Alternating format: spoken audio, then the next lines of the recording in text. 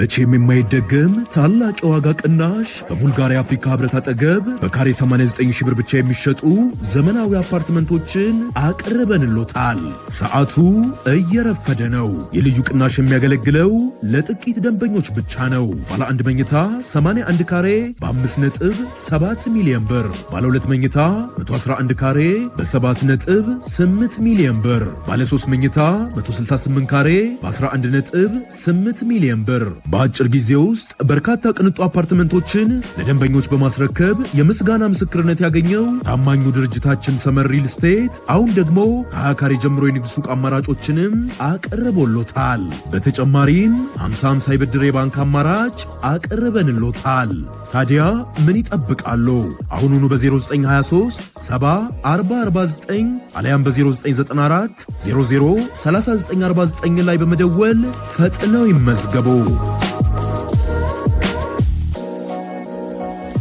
መቼም የማይደግ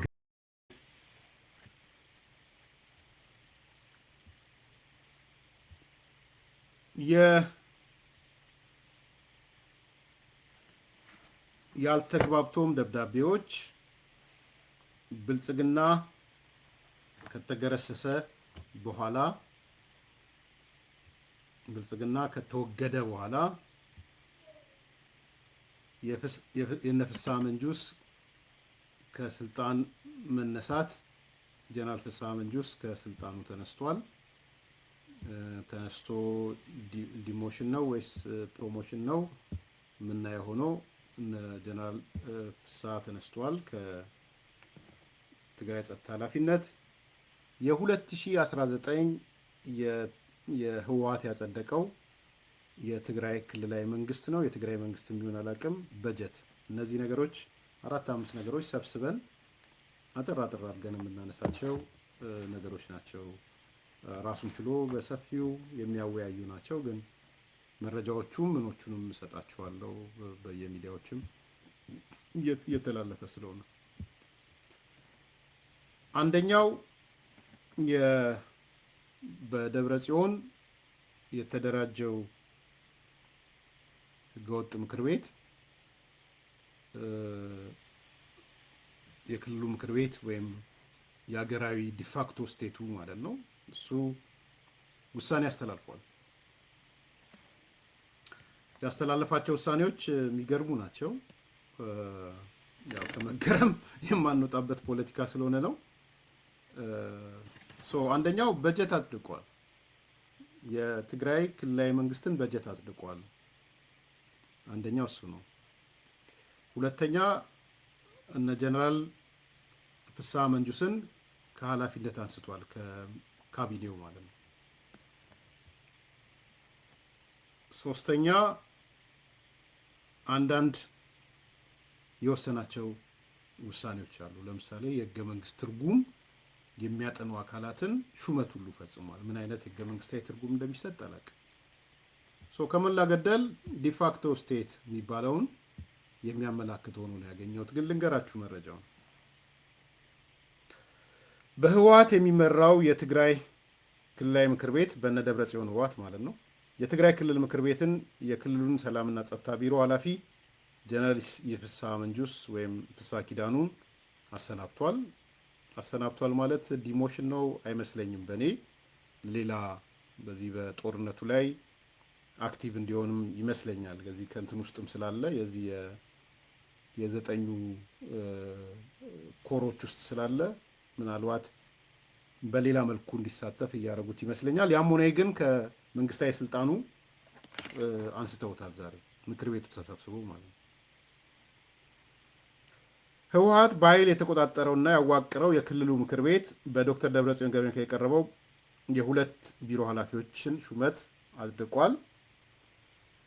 በዚህ መሰረት ዶክተር ረዳይ በርሄ የንግድና ገበያ ልማት ቢሮ ኃላፊ ሲሆኑ በጀነራል ፍስሐ መንጁስ ቦታ አቶ ተወልደ ብርሃን ተስባሉ የሰላምና ጸጥታ ቢሮ ኃላፊ ሆነው ተሾመዋል። እንግዲህ አላውቀውም ማን ነው አቶ ተወልደ ብርሃን ተስፋ ለምን የምታውቁት ካለ መጻፍ ትችላላችሁ። ሁለተኛው በጀት ነው።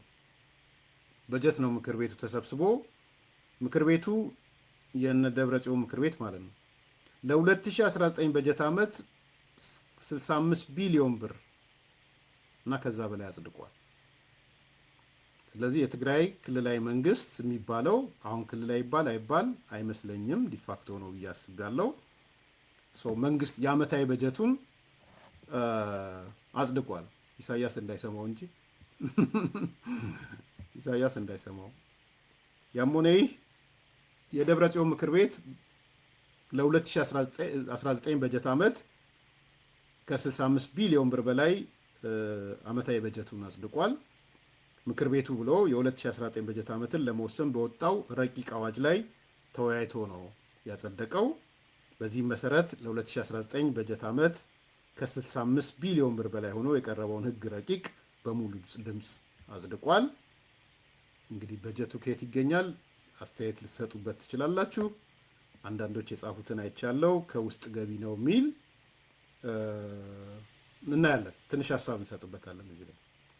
በምርጫ ቦርድ የታገደው ህወሓት ያቋቋመው ይህ ምክር ቤት በጉባኤው የጠቅላይ ፍርድ ቤት ሪፖርትና የቀጣይ አቅጣጫ፣ የዋና ኦዲተር ሪፖርትና የቀጣይ አቅጣጫ እንዲሁም በትግራይ መገናኛ ብዙሃን ኤጀንሲ ሪፖርትና የቀጣይ አቅጣጫ ላይ ተወያይቶ በሙሉ ድጋፍ ማጽደቁን ፓርቲው ገልጿል።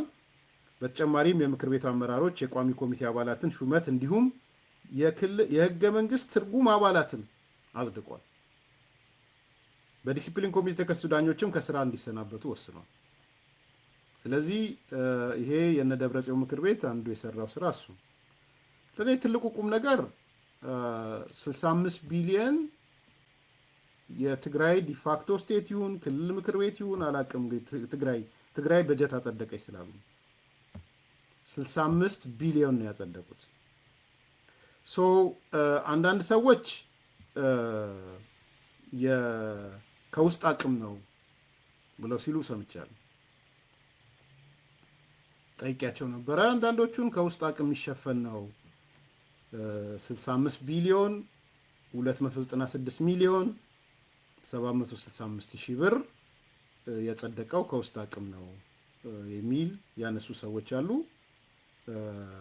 ይሄ ደግሞ የትግራይን ህዝብ በመተማመን የመጣ በጀት ነው።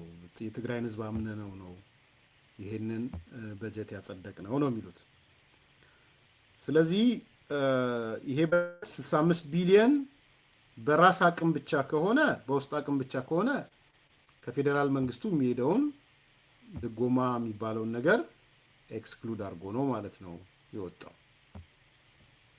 እንዴት አያችሁት? እንዴት ታዘባችሁት? አይ ቲንክ በጣም ትልቅ ነጥብ ስለሆነ አስተያየት ብትሰጡበት ጥሩ ነው። 65 ቢሊዮን በተለይ በውስጥ አቅም የሚሰበሰብ ካሉ እና ይሄ በጀት ለእያንዳንዱ ምን እንደሚውል አላየንም። በነገራችን ላይ አንደኛ ዩዥዋሊ የሚጠየቀው ጥያቄ ዝም ብሎ በጀት ማጽደቅ ብቻ አይደለም። ለህዝቡ ይፋ ማድረግ ያለባቸው በጀት እንደተማረ ሰውም የመንግስት ኃላፊነት ውስጥም እንደቆየ ሰው በሚዲያም እንደቆየ ሰው አንዱ አጠቃላይ በጀቴ ይሄ ነው ትሉና ከዚህ በጀቴ ውስጥ ለሁለት ደግሞ ትከፍሉታላችሁ፣ ወይ ሁለት ወይ ሶስት። ከዚህ በጀት ውስጥ የመደበኛ በጀት የሚባለው ሪከረንቱ ስንት ነው? ቀጥሎ ደግሞ ካፒታል በጀቱ ስንት ነው? ዘን ኮንቲጀንሲ ወይም መጠባበቂያ ካለ መጠባበቂያው ስንት ነው? ግድ የለም መጠባበቂያ ቢቀር እንኳን ሪከረንቱ ስንት ነው? ካፒታሉ ስንት ነው? መረጃው የለኝም እኔ። አዋጁን ስናገኝ ወይም አዋጁ ያላችሁ ሰዎች ላኩልንና አስተያየት እንሰጠበታለን። ግን አንዱ ጥያቄ እሱ ነው። 65 ቢሊዮን ብር በጀት ሲያደርጉ ከ65ቱ ለሪከረንት በጀት ለመደበኛ በጀት ስንት መደቡ? ለካፒታል በጀት ስንት መደቡ? ሪከረንት ማለት ባጭሩ የሰራተኛ ደሞዝ፣ የተለያዩ ወጪዎች፣ መደበኛ ወጪዎች የሚባሉ ማለት ነው። ካፒታል ፕሮጀክት በጀት ደግሞ የሚባለው ለካፒታል ፕሮጀክቶች የትምህርት ቤት ግንባታ፣ የጤና ግንባታ፣ የመሰረተ ልማት ግንባታ፣ መንገድ ወዘተ ወዘተ፣ እሱ ካፒታል ነው። ስለዚህ ለሰራተኛ ደሞዝ ታጣቂውን ጨምሮ ማለት ነው እንግዲህ እነሱ መከላከያ ስለሚሉት እሱን ጨምሮ ስንት መደባችሁ? ያኛው ነገር አንድ ጥያቄ ነው። አይ ቲንክ መቅረብ ያለበት ጥያቄ የሚመስለኝ። ሁለተኛ ኦኬ 65 ቢሊዮን መደባችሁ፣ ከዚህ በፊት ለምንድን ነው ይህን መሰብሰብ ያቃታችሁ? 65 ቢሊዮን ካላችሁ እኮ ቢያንስ ባለፈው ዓመት በትንሹ 55 ቢሊዮን መሰብሰብ ይቻል ነበረ ማለት ነው። እንደው በ10 በመቶ እንኳን እድገት ታየ ቢባል በ2018 እስከ 50 ቢሊዮን መሰብሰብ ነበረባችሁ። ለምን? በተለይ ለአንዳንድ በዚህ ጉዳይ ላይ ደሞዝ መንግስት በግድ መክፈል አለበት ምናምን ለምትሉ እኔ ስናገር የነበረው ነገር ነበር። ከውስጥ ዩዥዋሊ ደሞዝ በተለይ ሪከረንት በጀት ሪከረንት ክልሉ ነው በብዛት የሚሸፍነው። የሰራተኛ ደሞዝ ወዘተ የሚባሉት ነገሮች ክልሉ የበጀት ርዕሶች አሉት የሚሰበስበው። ፌዴራሉ በአብዛኛው በድጎማ የሚሰጠው በተለያየ መልኩ የሚሰጠው ክፍተት ለመሙላት እና ሽግግር ያላቸው ፕሮጀክቶችን ለመሙላት ነው እንጂ ክልሎች በዋናነት በጀታቸው ማጽደቅ ያለባቸው ራሳቸው ናቸው የክልላቸውን። ይህን ክርክር ወደኋላ ሄዳችሁ እንድታስታውሱ ስለፈለኩ ነው። የሰራተኛ ደሞዝ ቢያንስ መቻል ያልቻለ ክልል አይደለም። ግን በሙሉ ሩጫው ምን ነበረ? ፌዴራል መንግስቱ ደሞዝ ከልክሎ፣ እኔ ደሞዝ አይፍቀድ እያልኩ አይደለም። የተለያየ ሜካኒዝም ይጠቀም የሚለውን ነገር ከዚህ በፊት ተናግሬያለሁ። የተለያየ ሜካኒዝሞች ግን ዋናው ጩኸቱ ይኸው ፌዴራል መንግስቱ ገንዘብ ከልክሎ ደሞዝ ከልክሎ ምናምን ከልክሎ ነበር። ታዲያ ዛሬ 65 ቢሊዮን ብር አመነጫለሁ ከውስጥ አቅም ስለሚል አንዳንድ ሰዎች እንደጠፉት ከሆነ ያኔ 50 ቢሊዮን ማጽደቅ እና መሰብሰብ ለምን አቃታችሁ? ወይስ ሰብስባችሁ ነበር የታዋላችሁት?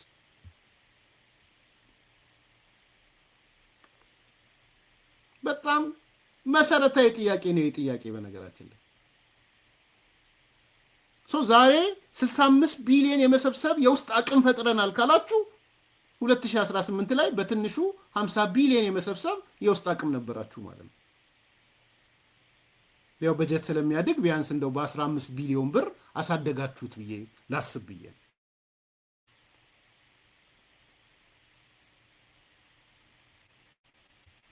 ስለዚህ ይሄ ነው። ሶስተኛ ኦኬ ከዚህ በኋላ የፌዴራል መንግስቱን አንፈልግም ነው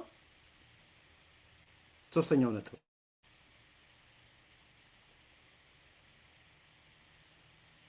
ነው ወይስ አልገባንም? ይሄ በጀት ሲታሰብ የፌዴራሉንም ታሳቢ አድርጎ ነው ወይ? ታሳቢ አድርጎ ነው ወይ?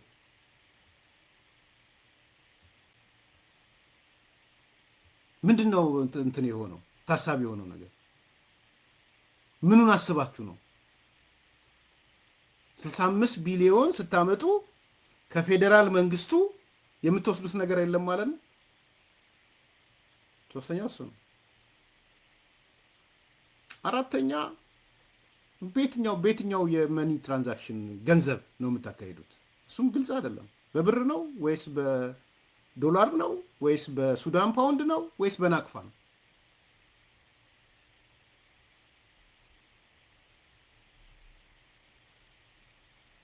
ምክንያቱም አንዘጋም። ከዚህ በኋላ ናቅፋም እንጠቀማለን፣ ፓውንድም እንጠቀማለን፣ ምንድነው ዶላርም እንጠቀማለን፣ የሱዳንን ምናምን ፓውንድ እንጠቀማለን ስላላችሁ ፌዴራል መንግስቱ ፋይናንሻል ሲስተሙ ላይ የሚያንገራግጭ ነገር መምጣቱ አይቀርም። ይህ ግድ ነው። ሰው በየትኛው ትራንዛክሽን ተጠቅማችሁ ነው? የኢትዮጵያ ብር ነው ይሄ ብር ወይስ የናቅፋ ነው? 65 ቢሊዮን ናቅፋ እንሰበስባለን ነው ከህዝቡ ወይስ ብር ነው? ይሄ ሲሪየስሊ በተለይ ገንዘብ ሚኒስቴር እና ብሔራዊ ባንክ በጣም በጥንቃቄ ማሰብ ያለበት ነገር ያለ ይመስለኛል። ዊ ዶንት ኖ መኒ ፕሪንት ይደረግ አይደረግ ራሱ በምን ነው የሚታወቀው? ገንዘብ ወደ ማተም ነው የሚገቡት። ስለዚህ ፌዴራል መንግስቱ ጋር ያልተናበበ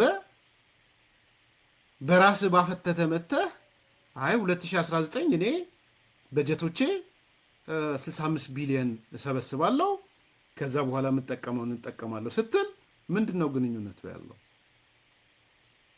እና ይሄ ፌዴራል መንግስቱስ ዝም ብሎ ነው ወይ የሚያየው? በአጠቃላይ የገንዘብ ትራንዛክሽኑ ላይ አደጋ ስለሚያመጣ ነው ባይዘው። ይሄ ሌላው ሊነሳ የሚገባ ነገር ይመስለኛል። በዲቴይል ነገሮችን ወደ ውስጥ ስንገባ እኔ በውስጥ አቅም በመባሉ በጣም በጣም ደስተኛ ነኝ። እውነቴን ነው የምላችሁ። የትግራይ ህዝብ በዛ መጠን አቅም አለው የለውም አላቅም።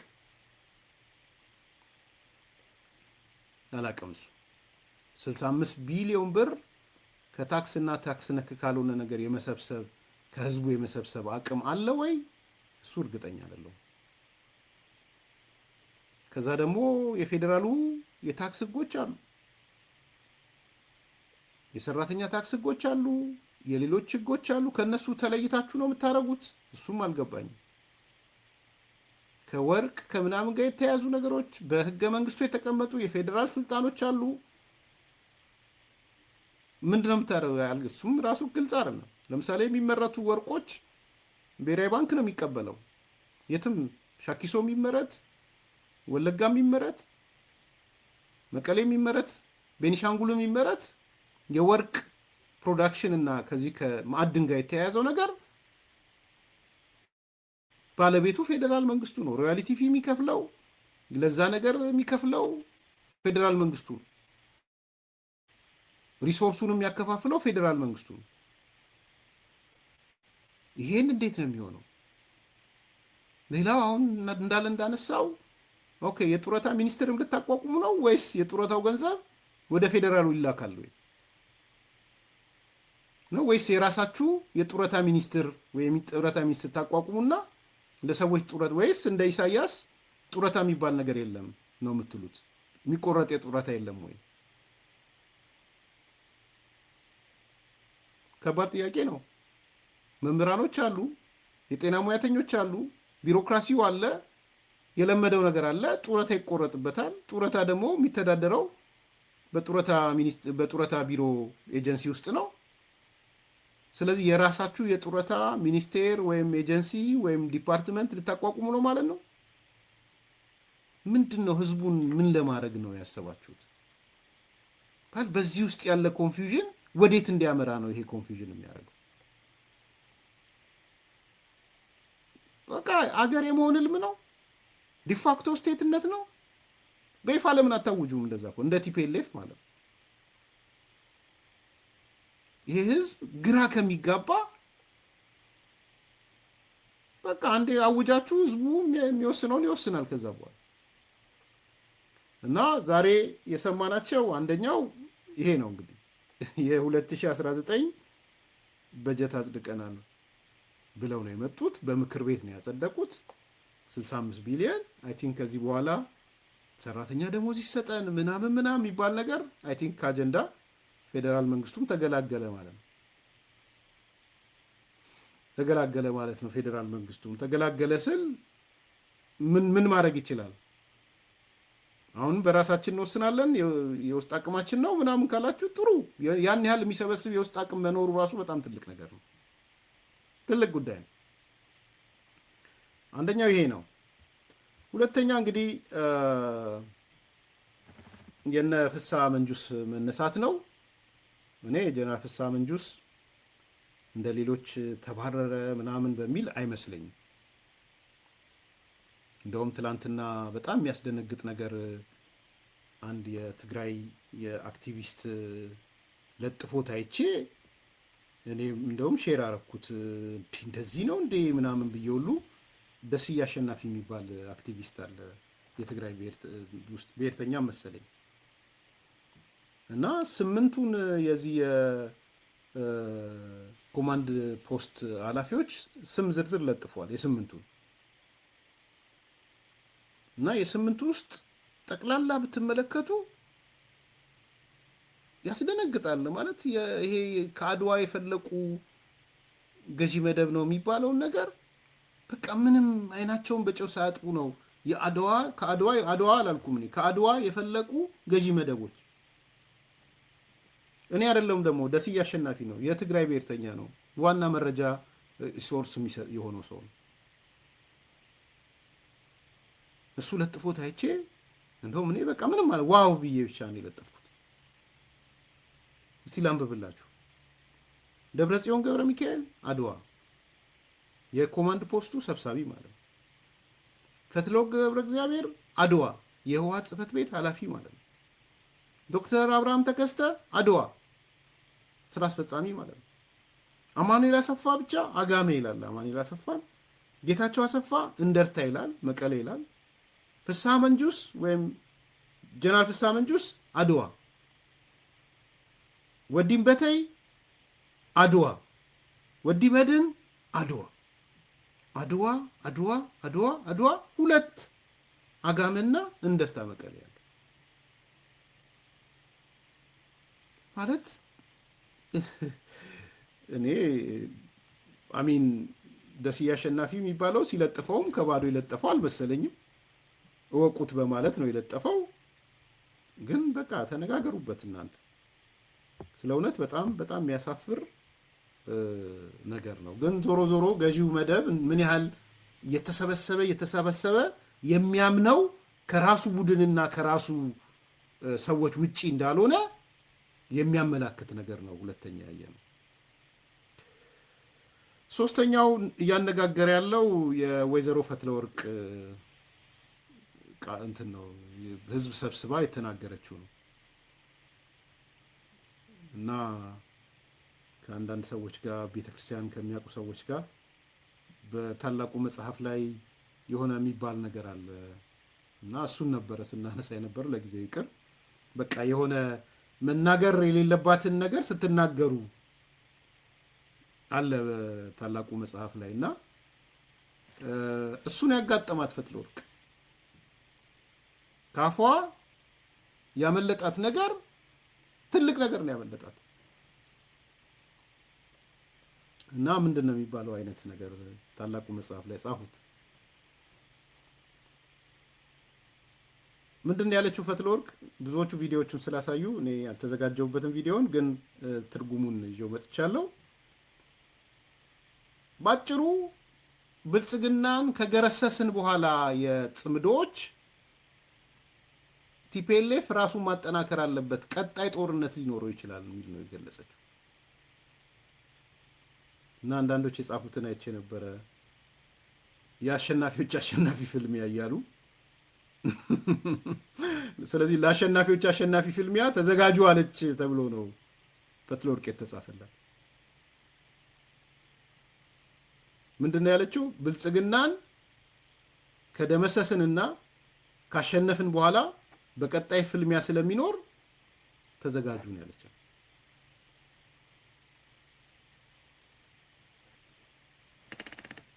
በጣም የሚያርግ እኮ ነው። ተዘጋጁ በቃ ይኖራል ፍልሚያ። ላንብብላችሁ ቃል በቃል። ዋናው ነገር ብልጽግናን ለመጣል ፍላጎት ያሳዩ እንጂ የትኛውም ስብስብ እርስ በራሱ እሳትና ጭድ ቢሆንም እንኳን አብረን እንሰራለን። ብልጽግናን ከጣልን በኋላ ደግሞ የአሸናፊዎች አሸናፊ ለመለየት ያው ስለዚህ ነው አቅማችንን አጠናክረን መጠበቅ ያለብን። ከብልጽግናም ከተደመሰሰ በኋላ አቅማችን አጠናክረን መቀመጥ አለብን። ከድሉ በኋላ ፍልሚያ ይኖራል። ይሄን ያለችው ባጭሩ ያለችው ይሄንን ነው።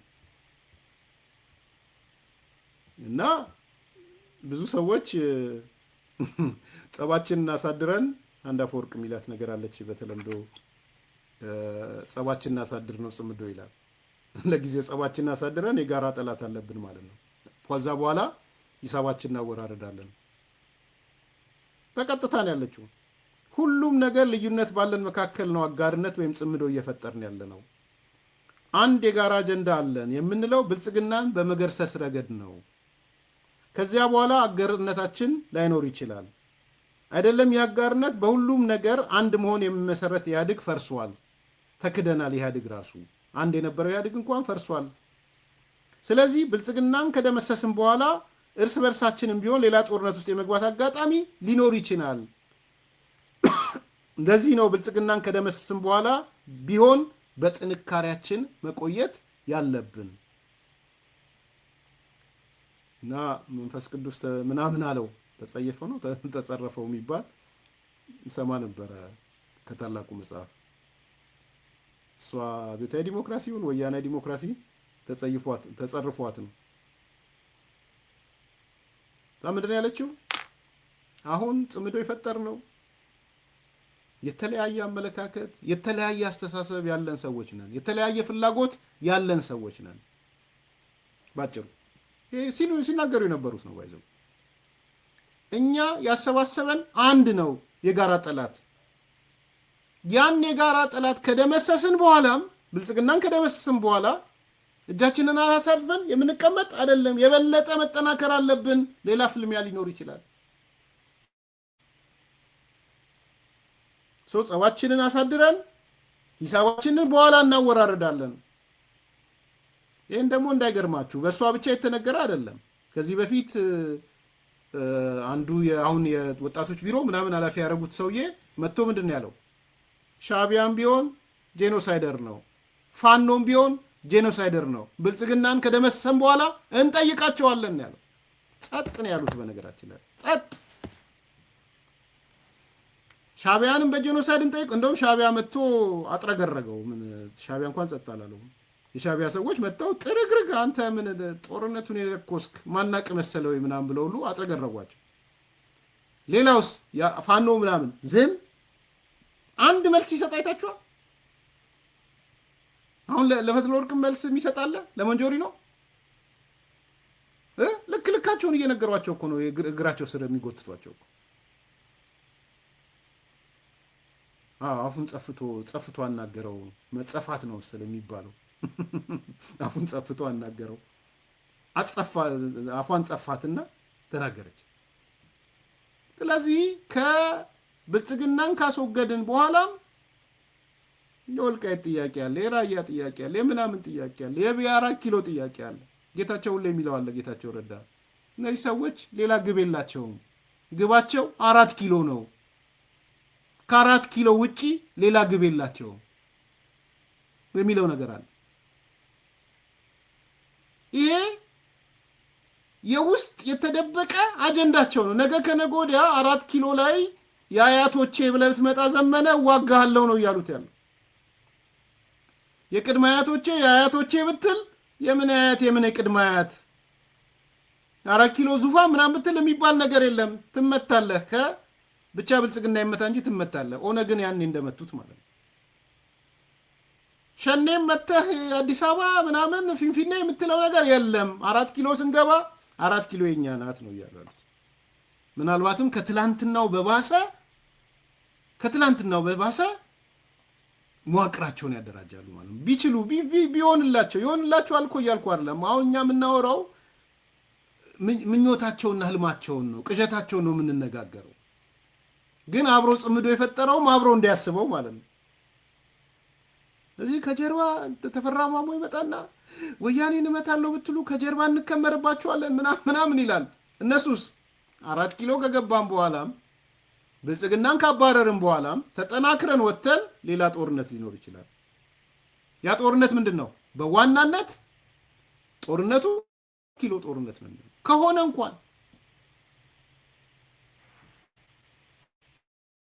ስለዚህ ዛሬ ወንድሜ እንዳለው ተጸረፋት እንደተባለው ተጸርፏታል ማለት ነው። አፏን ጸፍቶ አናገረው። ጸፍቷን ነው የሚባለው። ጸፍቶ አናገረው። ጸፍቶ አናገራት ማለት ነው። በመጨረሻ የአልተግባብተውም ደብዳቤዎች ናቸው። እዚህ ላይ አጭር ነገር ላንሳና እንለያይ። ሳልሳይ ወያኔ የሚባለው አሁንም ቅድም ያልኳችሁ ከህወሓት ጋር የሚሰራው ቡድን ወደ 3 ነው 4 ደብዳቤ ጽፏል። ሳልሳይ ወያኔ ይባላል። ሲዟዟር በብዛት አይታችኋል ብዬ አስባለሁ። ይድረስ ለኦሮሞ ህዝብ፣ ይድረስ ለኦሮሞ ልሂቃን፣ ይድረስ ለኦሮሞ ፖለቲካ ኃይሎች፣ ይድረስ ለአባገዳ ተላከ ከመቀሌ ሳልሳይ ወያኔ መቀሌ ቁጭ ብሎ ለአባገዳ፣ ለኦሮሞ ህዝብ፣ ለኦሮሞ ፖለቲከኞች ደብዳቤ ጽፏል። እሰየው። ቀጠለና ኦሮሞ ብቻማ አይበቃም አለና ይድረስ ለአማራ ህዝብ፣ ይድረስ ለአማራ ኤሊት፣ ይድረስ ለአማራ ፖለቲካ ኃይሎች ወዘተ ወዘተ። ከመቀሌ ለአማራ ኃይሎች ማለት ነው፣ ለአማራ ህዝብን ጨምሮ ደብዳቤ በደብዳቤ ያጥለቀለቀው እንዳለ እንትኑ ሳልሳይ ወያኔ። ሁለት ነገሮች ላይ ላንሳ። ከሳልሳይ ወያኔ ተነስቶ የመጣውን ነገር እንዳልኩት በርዕሱ እንደጠቀስኩት አልተግባብቶም ነው። አልተግባብቶም ማነሳዋል። ግን በቃ ማፈር ደህና ሰንብት ነው ይሄ ሳልሳይ ወያኔ ማለት።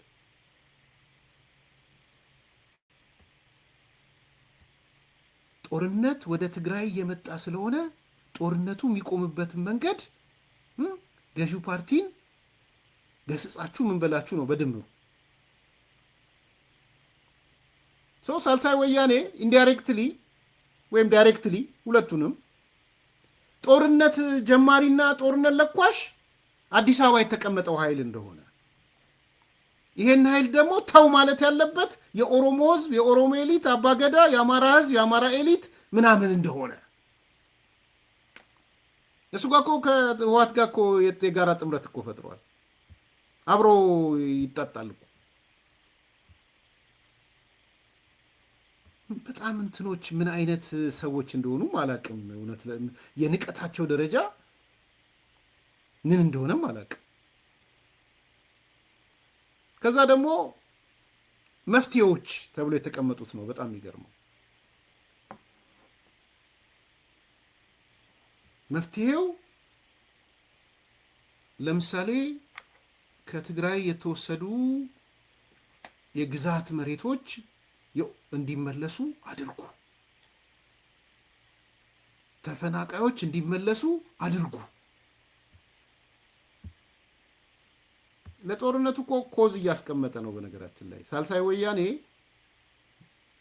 ፖዚቲቭ ነገር እየሰራ እንዳይመስላችሁ።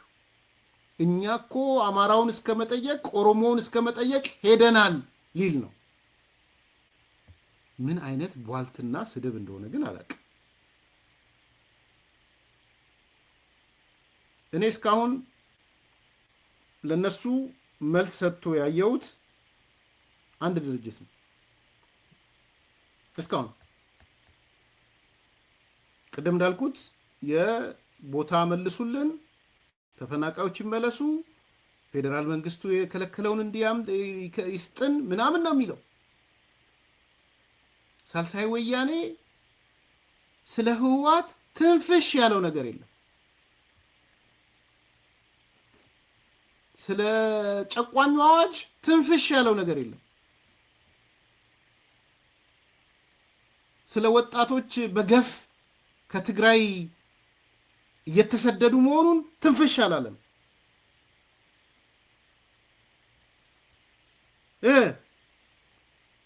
ይድረስ ለኦሮሞ ህዝብ፣ ይድረስ ለአባገዳ ነው።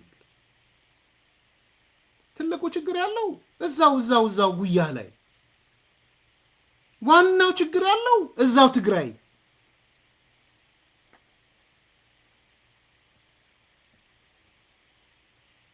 እና እኔ ብዙ መልስ ጠብቄ ነበረ። በግለሰብ ደረጃ ፎሪስ ክሬዲት እነ ዶክተር ሲሳይ መንግስቴ መልስ ይሰጡ አይቻለው። እነ የጎንደር ልጆች መልስ ይሰጡ አይቻለው። ከዛ ውጪ ግን ማንም መልስ አልሰጠም። በነገራችን አለመስጠት ደግሞ እንደ መቀበል ነው የሚቆጠረው። ሳስበው በይፋ የተገለጸ በደብዳቤ ወጣ ስለሆነ የመቀበል ያህል ነው የማየው። ለአንዳንዶቹ በተለይ ጽምዶ ስላለው ማለት ነው። ነገር ግን አንድ ቡድን በግልጽ መልስ ሰጥቷል። እሱም ማንሳት ለዚህ ነው አልተግባብቶም ያልኩት። ለዛ ነው አልተግባብቶም ማለት አንደኛውና አንደኛው የማይግባቡ ማለት ነው። ከነዚህ ውስጥ አንዱ ወልቃይት ጠገዴ ጠለምት ነው መልስ የሰጠው። ከወልቃይት ጠገዴ ጠለምት አማራ ምሁራን ማህበር ወልቃይት ጠገዴ ጠለምት ምሁራን ማህበሩ ማለት ነው። እነሱ ሶስት ነገሮች ዝርዝር ውስጥ አልገባም፣ እንደ እንትን ሶስት ነገሮች ላይ ማድረግ አለባችሁ ብሎ ነው የወጡት። ስለሆነም የትግራይ ልሂቅና ምሁራንና የተቃዋሚ ፖለቲካ ፓርቲዎች እነዚህን ነገሮች አድርጉ ነው የሚሉት። አንደኛ፣ ከምስረታው ጀምሮ የአማራን ሕዝብ በጠላትነት ፈርጆ በትርክት በተቋማትና በስርዓት አማራን ሲያጠቃና በሌሎች እንዲጠቃ ሲያደርግ የነበረውን አካል አውግዙ። ሁለተኛ፣ በግዛት ተስፋፊነቱ ተከዜን ተሻግሮ የሰሜን በጌምድር አካል የሆኑትን ወልቃይት ጠገዴና ጠለምት እንዲሁም የወሎ ክፍለ ሀገር አካል የሆነውን ራያን በወረራ ወደ ትግራይ ያጠቃለለው አካል አውግዙ። ሶስተኛ፣ በእነዚህ አካባቢዎች ባለርስት ሆነው ይኖሩ የነበሩ የአማራ ተወላጆች ላይ የዘር ማጥፋት ወንጀል ሲፈጽም በጅምላ ወደ እስራት ሲያግዝ ከቆያቸው በገፍ ሲያፈናቅላቸው ወዘተ እውነታውን እናንተ ታውቁ ነበር። ይህ አልበቃ ብሎ ጥቅምት 24 የሀገር መከላከያ ሰራዊት ሰሜን ዕዝን ከጀርባ በመውጋት በዘመናዊ ኢትዮጵያ ታሪክ ታይቶ የማይታወቅ ክህደት በመፈጸም ደም አፋሳሽ ጦርነት መቀስቀሱ፣ ይህንን ተከትሎ በማይካድራ፣ ጭና፣ ቆቦ፣ አጋምሳ፣ ወልዲያ፣ ነፋስ መውጫ፣ ጋሸና፣ ኮምቦልቻ በተለይ የአማራና አፋር አካባቢ የፈሰሰውን የንጹሐን ደም ጠባሳ ዛሬም አልሻረም እያለ ይቀጥላል። እነዛንም ዝርዝር ስላነበብኩ የዚህንም ዝርዝር አላነብም። ያም ሆነ ግን እስካሁን ለእነዚህ አካላቶች ምላሽ የሰጠው የወልቃይት ጠገዴ ጠለምት አማራ ምሁራን ማህበር ነው። አልተግባብቶም ማለት ይሄ ነው። ሌሎቹስ እነ አስረስ ምናምን የለም። እንደውም ማነው ደብረ ጽዮን ጥሪያችንን ተቀበለ፣ ጽምዷችንን ተቀበለ የሚል ነገር ውስጥ ገብተዋል እና አስረስ ሌላ ጊዜ በሰፊው መለስበታለሁ።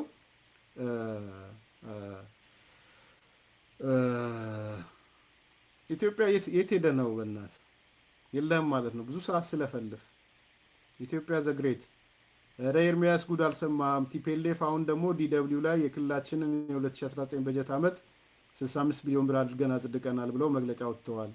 ይኸው የጦርነት ስርዓት የቀይረው በጦርነት እንሞት ስንላቸው በሳቅ ወደ ኋላ ተመለስና አዳምጠን። ኢትዮጵያ ስለዘገየ አልሰማንም እንጂ ብዙ ሰዓት ፈርጄ ነው ያወራሁት። ያም ሆነ ይህ እንግዲህ አልተግባብቶም ያልኩት ደብዳቤ ይሄ ነው። ከዛ ውጪ ሌሎቹ መልስ አልሰጡም። ሳልሳይ ወያኔ ግን ለኦሮሞ ፖለቲከኞች፣ ለኦሮሞ ሊቃን፣ ለአባገዳ፣ ለአማራ ሊቃን የጦርነቱ ባለቤት የጦርነቱ መነሻ ፌዴራል መንግስቱ ነው፣ ዝም አትበሉት፣ ፌዴራል መንግስቱን አንድ ነገር አርጉ ብሎ ህወሓትን ግን ዝም ጭጭ ብሎ የሄደበትን ነገር አስገራሚ ነገሮች አይተናል። አይ ቲንክ የሰበሰብኳቸው መረጃዎች እነዚህ ነው የሚመስሉት። ተጠቃለው ሲታዩ በአንድ በኩል የህወሓት የ2019ን በጀት ማጽደቁን ነው። 65 ቢሊዮን ብር አጽድቋል። የኃላፊዎች ፍስሐ መንጁስን ከቦታቸው አንስቷል። ግን ፍስሐ ሲነሳ እንደተባረረ አይደለም ቆጥረው እኔ ኮማንድ ፖስት ውስጥም ነው ያለው። ለሌላ ትልቅ ተልኮ እነሱ ትልቅ ለሚሉት ተልኮ አስበው ነው ብዬ ነው ማምነው። ዋና የአድዋት ሰዋቸው ነው፣ ቁልፍ ሰዋቸው ነው። ከዚህ ከአልቡርሃን እና ከእንትን ጋር ያለውን ጥምረት የሚፈጥረው እሱ ነው። አርሚ ሰባን በተዘዋዋሪ የሚመራው እሱ ነው። ምናልባትም አርቢ ሰማን እንዲመራም ፈልገው ሊሆን ይችላል። ሌሎች የጦርነት ቅንጅቶችንም እንዲመራና ከመንግስት ስራዎች ወጣ እንዲል ፈልገው ሊሆን ይችላል ብዬ ነው ማምነው። ያም ሆነ ግን በአሁኑ ስብሰባቸው ጀነራል ፍስሐ መንጁስን ከኃላፊነት አንስተው ከመንግስታዊ የእነሱ መንግስት ከሚሉት ኃላፊነት ነው ያነሱት እንጂ የጦሩ ኃላፊነት ዋና ኃላፊ እንደሚሆንም ኤክስፔክት ይደረጋል። ስለዚህ ይሄ ነው ያለው። እንግዲህ እቅዳቸው የፋይናንስ እቅዳቸው በጀታቸው ከየት እንደሚሰበስቡ አልታወቀም። አንዳንዶች የውስጥ አቅም ነው ብለዋል። የውስጥ አቅም ከሆነ ሰየው እንዴት ይሆናል የሚለውን ግን እናያለን። ከዛ ውጪ ወይዘሮ ፈትለወርቅ እንግዲህ አፏን ጸፍቶ አናገራት ነው የተባለው። ያናገራት ነገር ከጦርነቱም በኋላ ጦርነት ይኖራል፣ ስለዚህ የአሸናፊዎች አሸናፊ ጦርነትም ጠብቁ ብላናለች። እንግዲህ የአሸናፊዎች አሸናፊ የምንጠብቀው ጦርነት ይኖራል ማለት ነው። በመጨረሻም ያልተግባብቶም ያነሳውበት ነው። ሳልሳይ ወያኔ ደብዳቤ ጽፎ ለኦሮሞ ምሁራን፣ ለኦሮሞ አባገዳዎች ወዘተ እና ለአማራ ጽፎ ነበረ። ብዙ መልስ አልተሰጠውም። የተሰጠው መልስ ከአንድ ቦታ ብቻ ነው። እሱም ከወልቃይት ጠገዴ ሁመራ የምሁራን ማህበር ከሚባለው ነው መልስ ያገኘው። ቤዚካሊ ፌዴራል መንግስቱ የጦርነቱ ጀማሪ ነው። ሰላም እንዲመጣ ከተፈለገ የትግራይ ግዛታዊ መሬቶች ይመለሱ ነው ያለው። ተፈናቃዮች ይመለሱ፣ ግዛታዊ መሬቶቹ ይመለሱ። ባይዘዌ ለአማራዎቹም ኤሊቶች የጠየቃቸው እሱ ነው። ሰላም ከፈለጋችሁ የትግራይ ታሪካዊ ግዛቶች የሚባሉትን ህገ መንግስታዊ ግዛቶች መልሱ ነው ያላቸው። ለዚህ ነው ወልቃይት ጠገዴው ምናልባት የጠለምት ሰዎች ምሁራኖቹ ሮጠው የመጡት፣ ሌሎቹ ግን ዝም ነው ያሉት። የዛሬው ፕሮግራማችን በዚህ ይጠናቀቃል። ስለአዳመጣችሁ እናመሰግናለን። ላይክ አርጉ፣ ሰብስክራይብ አርጉ፣ ሼር አርጉ። ላይክ ባረጋችሁ ቁጥር አልጎሪዝሙ ስለሚሰራ ብዙ ሰው ይመለከተዋል። መልካም ቀን። መቼም የማይደገም ታላቅ የዋጋ ቅናሽ በቡልጋሪያ አፍሪካ ህብረት አጠገብ በካሬ 89 ሺህ ብር ብቻ የሚሸጡ ዘመናዊ አፓርትመንቶችን አቅርበንሎታል። ሰዓቱ እየረፈደ ነው። የልዩ ቅናሽ የሚያገለግለው ለጥቂት ደንበኞች ብቻ ነው። ባለ 1 መኝታ 81 ካሬ በ5.7 ሚሊዮን ብር፣ ባለ 2 መኝታ 111 ካሬ በ7.8 ሚሊዮን ብር፣ ባለ 3 መኝታ 168 ካሬ በ11.8 ሚሊዮን ብር። በአጭር ጊዜ ውስጥ በርካታ ቅንጡ አፓርትመንቶችን ለደንበኞች በማስረከብ የምስጋና ምስክርነት ያገኘው ታማኙ ድርጅታችን ሰመር ሪል ስቴት አሁን ደግሞ ከ20 ካሬ ጀምሮ የንግድ ሱቅ አማራጮችንም አቅርቦሎታል። በተጨማሪም 50/50 የብድር የባንክ አማራጭ አቅርበንሎታል። ታዲያ ምን ይጠብቃሉ? አሁኑኑ በ0923 70 40 49 አሊያም በ0994 00 3949 ላይ በመደወል ፈጥነው ይመዝገቡ።